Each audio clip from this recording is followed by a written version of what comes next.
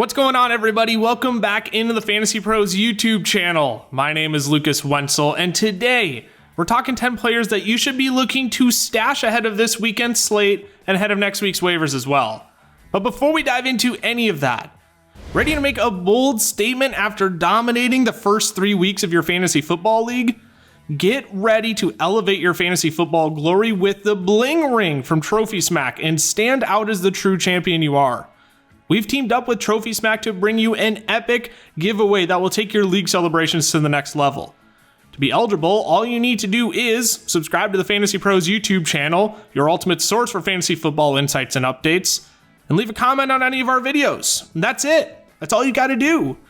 The best part, we'll be announcing the lucky winner right here on the channel, so don't forget to turn on those notifications. That way, you'll be the first to know when new episodes drop and when it's time to come claim your prize.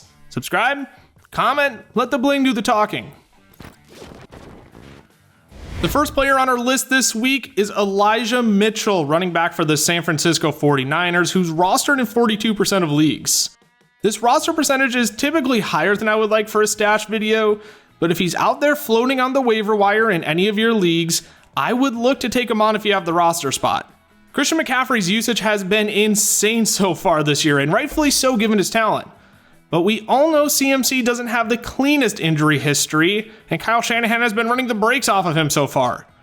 We never wish or desire for injury, but what if something happens to McCaffrey? We've seen Jerome Ford already be a very valuable handcuff stash, Matt Breida as well. Elijah Mitchell is as premium of a handcuff stash as they come, and I would definitely stash him if he's available. Next up is Carolina Panthers wide receiver DJ Chark, who's rostered in 16% of leagues. I'm honestly baffled that Chark isn't rostered in more Yahoo leagues right now. He's fresh off of an 11-target game where he hauled in a 47-yard touchdown from Andy Dalton. Now, at the time of this recording, it's been reported that Bryce Young has a quote-unquote good shot to play in week 4, but I'm still bullish on the Panthers wide receivers this week. They draw the Minnesota Vikings, who have given up the third most fantasy points per game to wide receivers this year and have allowed 4 wide receivers to go for 18 plus fantasy points. Chark could have a boom week and would be a very popular name on waivers next week, so let's beat your league mates to the punch. Third on this list is Rico Dowd, running back for the Dallas Cowboys, who's rostered in 8% of leagues. You'll notice a theme on today's video for the running backs. Most, if not all of them, are valuable handcuffs. Dowd doesn't have standalone value, but he did find the end zone in week 3 on a 15-yard reception. He hasn't played more than 21% of the snaps or seen more than 8 touches in a game this year, but I want to make sure my elite fantasy running backs are insured. Rico Dowd clearly seems to be the next guy up in Dallas, and he's going to be the handcuff you want for Tony Pollard. Coming in next is Indianapolis Colts wide receiver Josh Downs, who's rostered in 8% of leagues.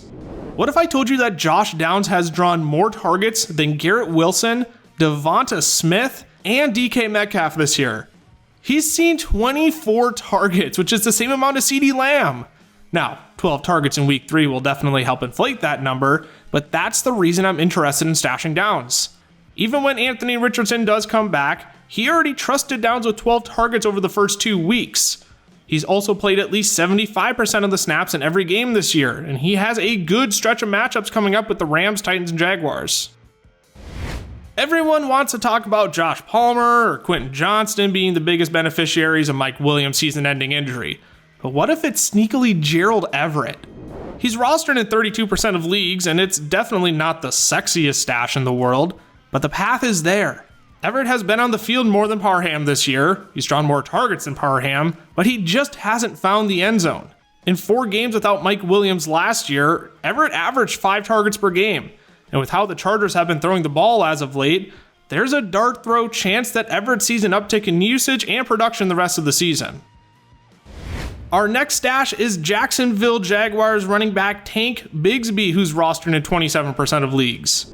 Yes, it's another handcuff, and if you're a Travis Etienne manager, Tank should find a way onto your roster. He's vultured 2 goal line touchdowns from him so far this year, and clearly seems to be the preferred option inside of the 10-yard line.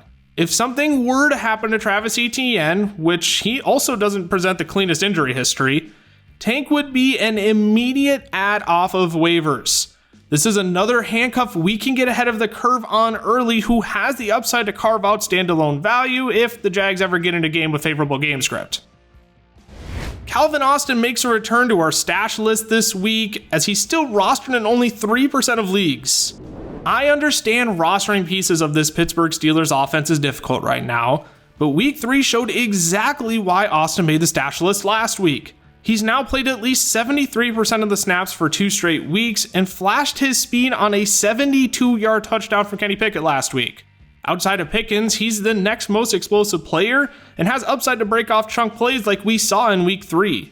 The 6 targets aren't a bad sign either, and as long as Deontay Johnson is out, Austin has made the case that he is the wide receiver 2 in this Steelers offense.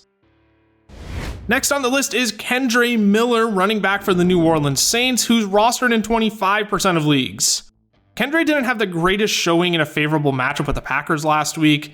He only totaled 9 carries for 34 yards, and now Alvin Kamara is returning to action. However, as long as Jamal Williams is out, I'm interested in stashing Kendre Miller. With Kamara missing 3 games of action, they could look to ease him back in and still give Kendre Miller a decent workload. Looking ahead at their schedule, there could also be a lot of scoring opportunity in the coming weeks. The Saints get the Bucks, Patriots, Texans, Jaguars, Colts, Bears, and Vikings before their Week 11 bye. All fairly favorable matchups for running backs this year. We're getting deep into the stashes now, as Michael Wilson, Arizona Cardinals wide receiver, is rostered in only 1% of leagues.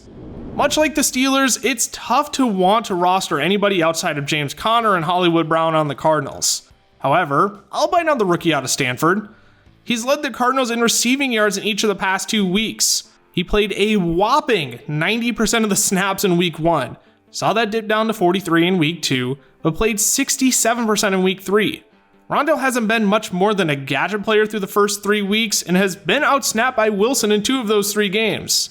Wilson has already made the case to be the wide receiver 2 in this Cardinals offense, and he could be a great deep stash moving forward. Lastly, wrapping out this list is Melvin Gordon, running back for the Baltimore Ravens, who's rostered in only 3% of leagues.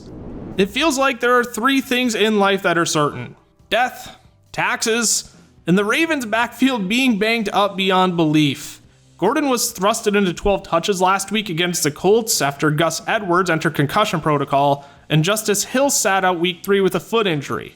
Now, Gus Edwards, he is out of concussion protocol and will play on Sunday, but Gordon could be a break-the-glass flex option in future weeks if this backfield remains banged up week after week. Alrighty, that is all I have for you today. Remember, you ready to make a bold statement after dominating the first 3 weeks of your fantasy football league? Get ready to elevate your fantasy football glory with the bling ring from Trophy Smack and stand out as the true champion you are. We've teamed up with Trophy Smack to bring you an epic giveaway that will take your league celebrations to the next level. To be eligible, all you need to do is subscribe to the FantasyPros YouTube channel, your ultimate source for fantasy football insights and updates. Leave a comment on any of our videos, and that's it. That is all you have to do. The best part though, we'll be announcing the lucky winner right here on the channel, so don't forget to turn on those notifications. That way, you're going to be the first to know when new episodes drop and when it's time to come claim your prize. Subscribe, comment, and let the bling do the talking.